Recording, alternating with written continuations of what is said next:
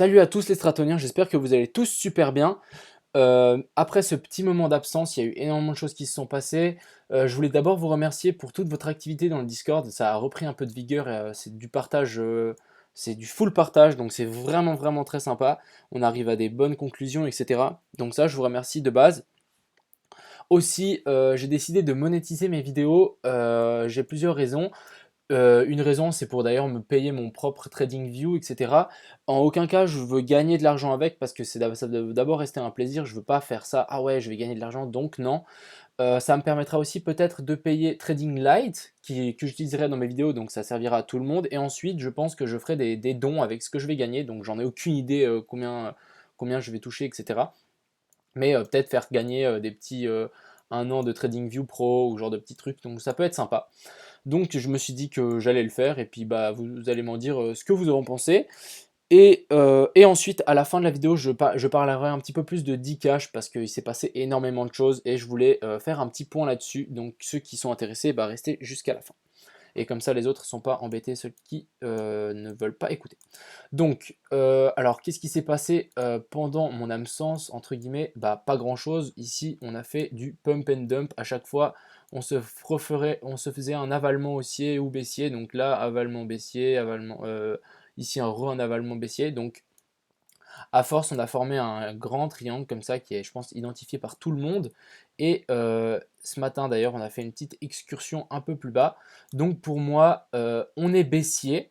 Moi, j'attends une belle bougie ici, une belle bougie rouge avec du volume. Parce que là, avec là, le volume, en fait, il est dégressif. Donc ça annonce un mouvement fort. Donc je pense que tout le monde l'a repéré, celui-là.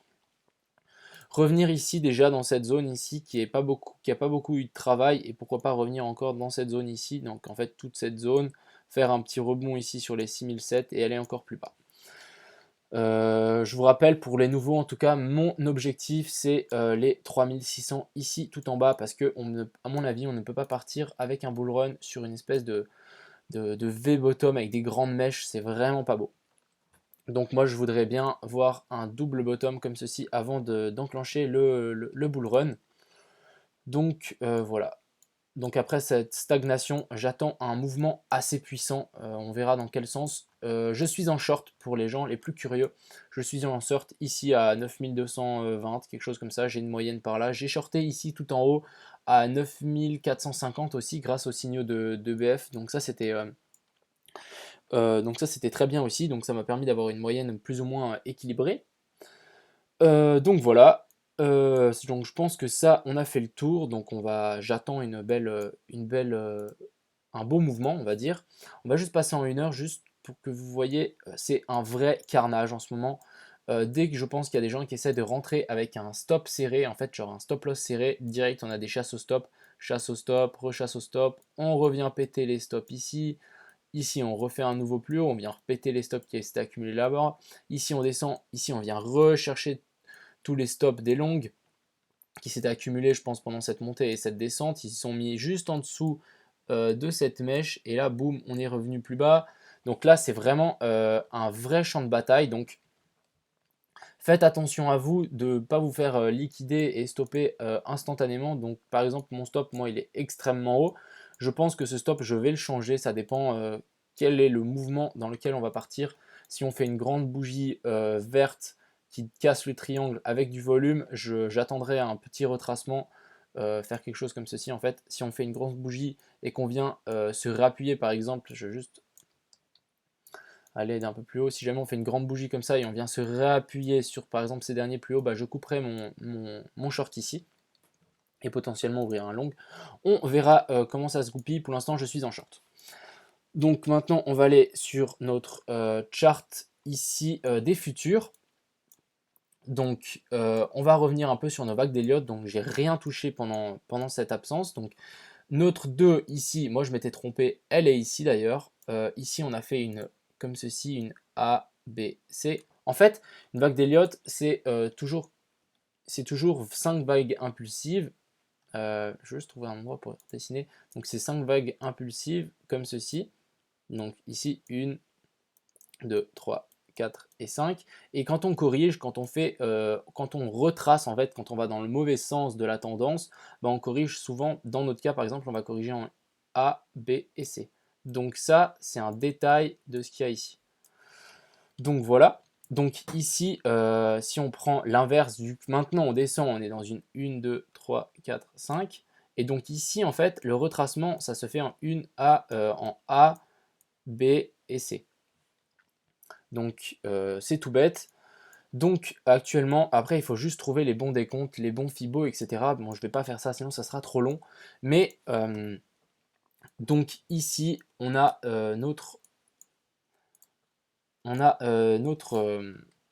notre 2 qui a été posé ici. Et ici, vous voyez, on a bien fait une A, B et C. Donc voilà, donc pour moi, ma 2 est validée là-haut. Je vais juste mettre l'aimant comme ça, je vais pouvoir être précis à poser mes vagues. Donc je vais faire en 1 heure. Hop. Ensuite, ici, qu'est-ce qu'on est venu faire? On va regarder ça ensemble. Donc, on va prendre notre Fibo, on va mesurer ici qu'est-ce qu'on est venu faire comme retracement de Fibo. Donc, on va sur le bas potentiel, on va sur notre sommet de 2 pour mesurer. En fait, on serait dans quelque chose comme ceci. Donc, 1, 2, 3, 4, 5. OK? Donc ici, on a fait une 2 puissante, on est revenu chercher les 0,618, donc pour moi c'est une 2 puissante. Donc qu'est-ce qu'on aurait pu venir faire ici? Donc je vais juste remettre, hop, je vais mettre mes petites vagues, donc pour moi on serait dans une comme ceci. Donc une, ici, moi je mettrais ma 2 ici, parce que ici pour moi c'est vraiment du chasse au stop. Donc pour moi c'est un peu de la manipulation, même si on devrait le compter. Donc 1, 2, 3, 4, 5. Bon, ça, je les ai juste placés à l'œil comme ceci. Hop, il n'y a rien qui est prévu là-dedans. Et maintenant, ensuite, qu'est-ce qu'on va chercher? On va chercher notre sommet de 2 de la 2. Donc, on va juste mesurer qu'est-ce qu'on est venu faire ici. Donc, ici, on est revenu chercher les 0,5. Personnellement, je pense qu'on ira plus haut. Pourquoi? Parce que quand vous vous souvenez, quand on retrace, on fait une A, B et C. Donc ici, on serait dans quelque chose comme ceci. Donc si on va vraiment dans le macro, donc ici A, B et C. Donc voilà. Pour moi, on pourrait revenir même à voir si on la laissait pas fini là, une séance tronquée, je ne sais pas. Pour moi, revenir ici sur les 9000, 9250, 40, ça me semble assez opportun, entre guillemets, étant donné qu'on va chuter fort. Mais j'aime pas aller dans les détails comme ceci. Ça veut dire qu'on est susceptible à toute la volatilité, les chasses au stop, etc. Et pour moi, c'est pas très très précis. Donc pour moi, on aurait pu très bien faire 1, 2 et 3 et repartir direct à la baisse, nous casser toutes ces résistances et partir directement. Donc ici, vous voyez, j'ai bien mon stop qui est mon trade qui était ouvert ici à 9200 et des bananes. C'est ma moyenne de stop. Je sais que j'ai shorté plus bas et je sais que j'ai shorté plus haut, donc ça m'a fait une moyenne et puis elle est là. C'est pas le mieux, je suis d'accord, mais bon, on fait avec. Donc voilà, je pense que donc on est pas mal. J'attends, donc là on a rebondi entre guillemets sur la trendline. J'attends un rebond, c'est ce qu'on est en train de faire. Et pourquoi pas ensuite casser à la baisse. Mais je voudrais vraiment une grosse bougie et du volume. Vraiment quelque chose de puissant pour vraiment nous indiquer qu'on est sorti. Si on fait une sortie et il n'y a pas de volume, pour moi, ça ne sera pas une vraie sortie. Je veux du volume. C'est assez important pour moi. Mais je suis plus sur le plan baissier, mais ce qui m'énerve un petit peu, c'est qu'il y a énormément de gens qui voient ce plan baissier, et le Bitcoin aime bien faire l'inverse de ça. Donc c'est ça le problème, je suis mitigé, alors que quand on était par exemple ici, je ne veux pas dire que je l'ai vu venir, mais je sais que le sentiment du marché tout ici, les gens ils étaient en furie, ils étaient là, c'est le bull run, c'est parti, on achète, on achète, on achète, et là, gros retournement, on surprend tout le monde. Par contre, ici, qu'est-ce qu'on fait? On fait une énorme zone de distribution, grosse zone de distribution ici, et les gens sont bears.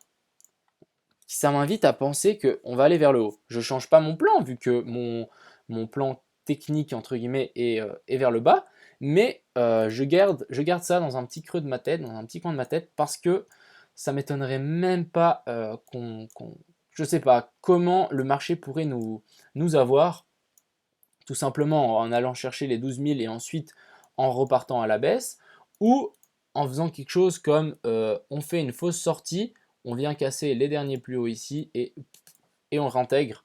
Ça serait encore énormément piégeur parce qu'on casserait en fait cette trendline. Beaucoup de gens regardent les trendlines, on la casse vers le haut, on consolide, on recasse vers le haut, on casse les derniers plus hauts ici.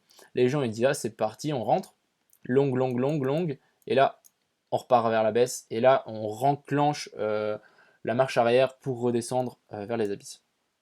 Donc quelque chose comme ça m'étonnerait pas du tout.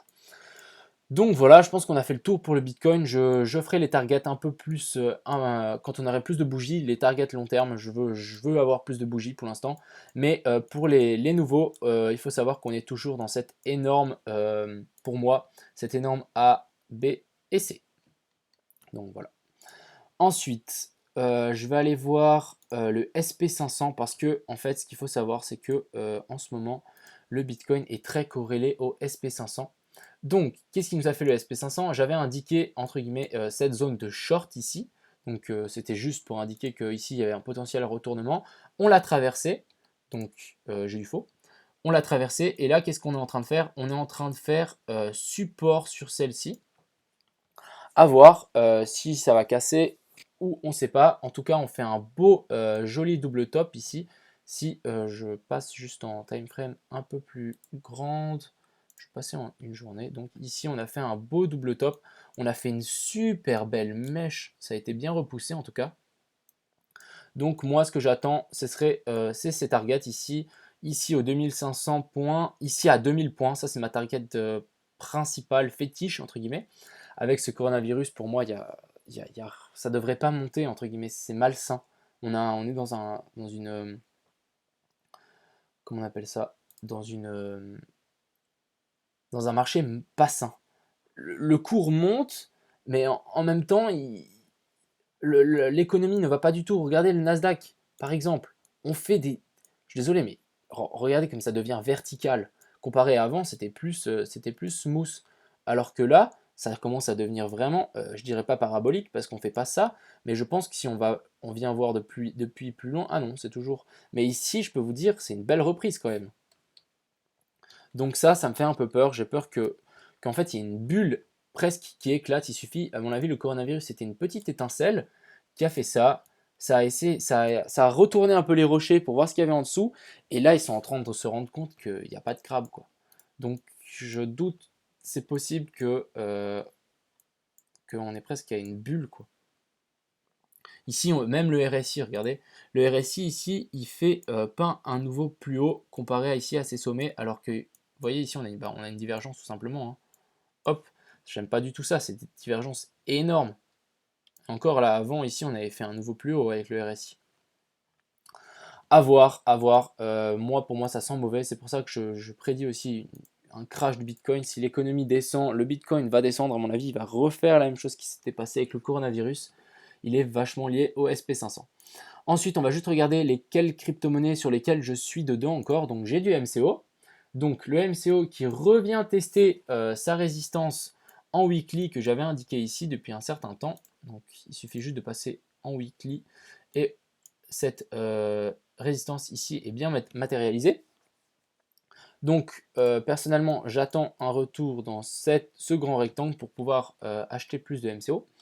Ensuite, on a Liberty, je suis toujours dedans. Bon, bah, donc ça, je vais clôturer. J'ai acheté ici en haut. C'est pas bien grave, je suis un très, comment dire, un adhérent de Liberty, donc j'ai été voir le projet, etc. Je vous invite à aller voir. C'est très intéressant ce qu'ils font. C'est le YouTube décentralisé.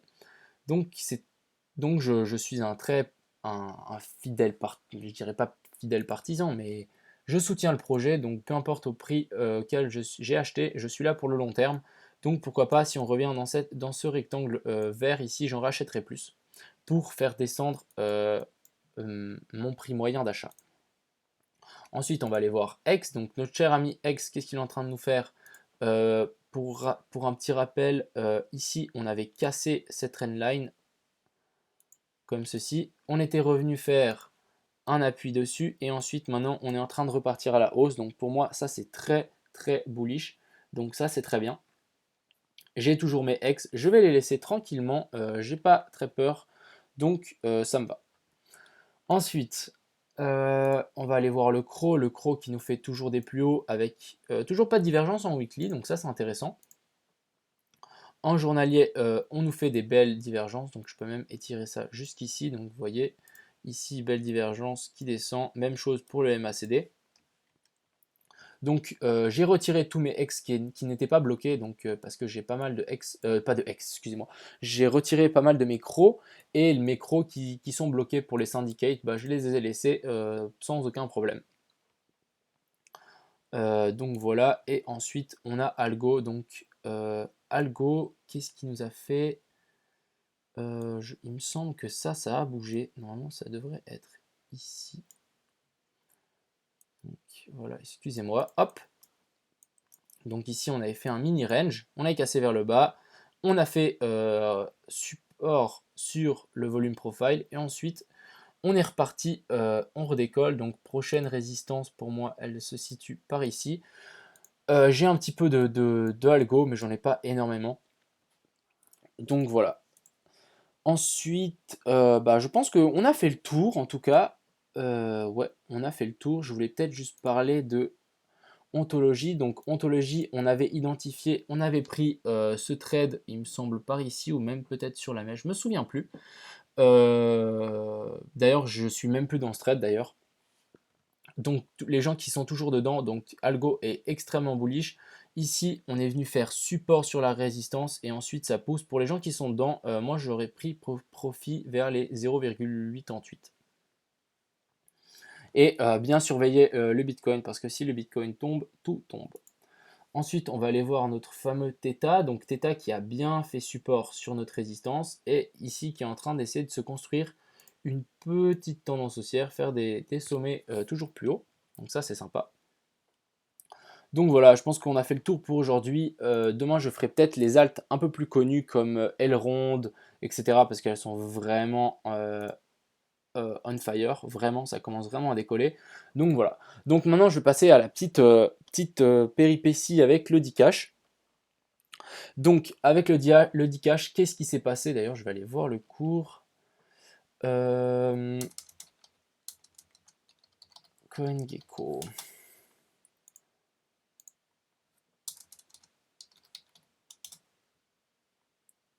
Donc, ah, bah non, ça n'a pas marché. J'essaie de contourner le truc, mais ça n'a pas marché.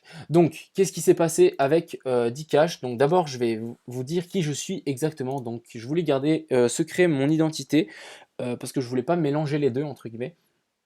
Mais moi, je suis Knut, donc je suis le cofondateur de Dcash. C'est rien à voir avec cette chaîne YouTube. C'est pour ça que je voulais pas que ça influence ma chaîne YouTube, que je crée un projet, un autre projet complètement à part. Mais je suis cofondateur de Dcash et qu'est-ce qui nous est arrivé? C'est très malheureux. Moi, j'avais mis énormément d'argent, presque tout mon argent dedans. On s'est fait scam. Donc en fait, c'est ce qui s'est passé ici.